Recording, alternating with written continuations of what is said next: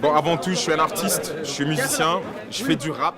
Je fais du rap au pays de la rumba, donc ça a été compliqué, mais on s'est battu aujourd'hui. Il y a quand même des gens qui nous écoutent, et surtout par rapport à nos thèmes, c'est qu'on exploite dans notre musique. Notre musique à la base, la rumba, c'est plus l'amour, mais vraiment l'amour éros. Et nous, dans le rap, on a ramené ce qu'on appelle les sujets, les thèmes sociaux, toutes les problématiques. Et là, moi, personnellement, au-delà des beaucoup de sujets que je développe, j'ai commencé à chanter la paix depuis très longtemps. Tout simplement parce qu'on avait compris que la paix était la base nécessaire pour que l'on puisse avancer. Il y a une chanson que j'ai faite avec un artiste congolais très connu qui s'appelle Jean Goubal, qui s'appelle Le Temps de la paix. Et cette chanson, la seule chanson, a permis que je fasse beaucoup de concerts dans le monde parce que tout le monde voulait savoir qu'est-ce que la jeunesse congolaise disait concernant la paix. Donc, en gros, c'est à peu près ça mon travail. Et pourquoi la paix est si importante dans mon travail?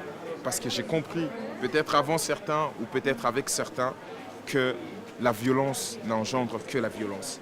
Et si tout simplement l'on peut discuter, on peut parler entre nous, on peut se tolérer, il y a beaucoup de choses qui pourront avancer. Je trouve que c'est un très beau plateau. C'est un message très fort. Je suis convaincu que par rapport à la pertinence de ce qui était dit, mais aussi des différentes personnalités qui étaient sur la table aujourd'hui, le monde qui va regarder va se poser la question qu'est-ce qui se passe en RDC.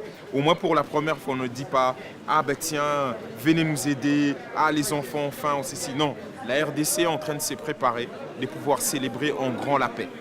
Bien sûr, comme je l'ai dit même dans mon intervention, on ne perd pas de vue que cette paix sera durable à condition qu'il y ait la justice. Mais déjà, quand on voit et les politiques, et les ONG, et les artistes, tous s'est mobilisés pour dire que ben voilà, cette fois-ci on veut célébrer la paix et on va la célébrer à l'Est, dans une province qui a été martyre.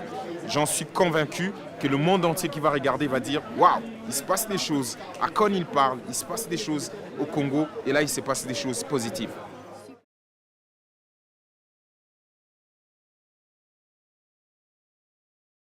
Je crois en fait que c'est énorme parce qu'en fait, moi, je n'ai appris par exemple l'existence des Peace One Day grâce à une amie qui s'appelle Cornelia, alors que vous faites, je crois que c'est vraiment un travail qui mérite d'être connu partout dans le monde.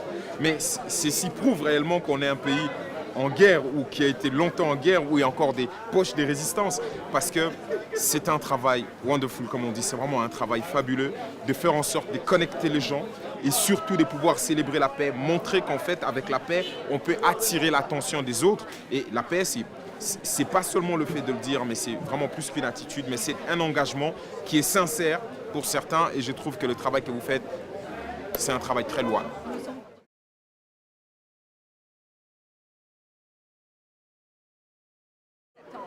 Par-dessus tout, je vais chanter, mais avant de venir chanter, je vais avoir l'attitude nécessaire qu'il faut par rapport à ça. C'est-à-dire que moi, déjà naturellement, dans ce que j'ai toujours fait, j'ai toujours voulu dialoguer, j'ai toujours voulu passer la paix avant toute chose.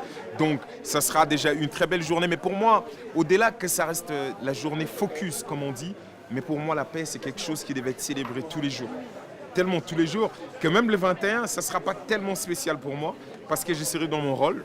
Et je crois que le public qui viendra nombreux viendra parce que tout simplement, ils viendront célébrer la plus belle femme du monde, comme je suis en train de le dire, et avec l'espoir, mais avec vraiment l'espoir que cette fois-ci c'est la bonne et qu'en sortant de là, les gens se disent que c'est possible. Ces jours-là, je vais demander peut-être aux gens de se saluer.